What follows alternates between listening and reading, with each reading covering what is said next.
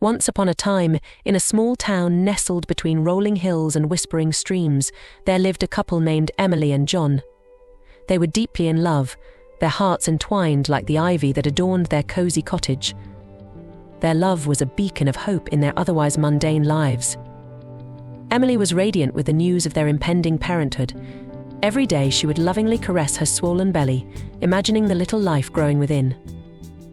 John, too, shared her excitement, eagerly preparing the nursery and reading bedtime stories to the tiny life he couldn't wait to hold. As the months passed, Emily's anticipation grew, and so did the sense of wonder and trepidation. It was time for the ultrasound, the moment when they would catch a glimpse of their child for the first time. With butterflies fluttering in their stomachs, they entered the sterile room, holding tightly to each other's hands. The ultrasound technician moved the wand over Emily's belly, the monitor flickering to life, revealing the silhouette of their unborn child. Emily's heart swelled with joy at the sight of the tiny form dancing on the screen. But then, the technician's expression changed, her brow furrowing in concern. "What is it?" Emily whispered, her voice trembling with fear. The technician hesitated before speaking, her words heavy with sorrow. "I'm sorry, but there seems to be a complication. Your child has a condition." Her words hung in the air like a dark cloud, casting a shadow over the room. Emily felt her heart constrict with fear, her eyes darting to John, seeking reassurance in his gaze. But what she found there shattered her world into a million pieces.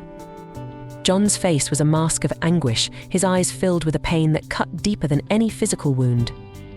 In that moment, Emily realized that he didn't want this child. He couldn't bear the thought of raising a child with special needs, of shouldering the burden of a life filled with challenges and hardships. Tears welled up in Emily's eyes as she realized that the love she had believed to be unbreakable was nothing but fragile threads, ready to unravel at the slightest touch. She felt a profound sense of loneliness, as if the ground had been ripped out from beneath her feet, leaving her adrift in a sea of despair. In the days that followed, Emily struggled to come to terms with John's decision. She grappled with feelings of betrayal and heartache, mourning not only the loss of the child she had dreamed of, but also the loss of the love she had believed to be eternal. As she stood in the nursery, surrounded by half-finished crib and toys that would never be played with, Emily realized that sometimes love is not enough. Sometimes it is not strong enough to weather the storms that life throws our way, leaving nothing but shattered dreams and broken hearts in its wake.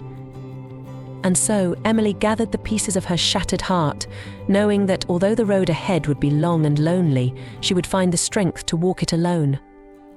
For she had learned that the greatest love of all is the love we find within ourselves, a love that is unyielding and unwavering, even in the face of the deepest despair.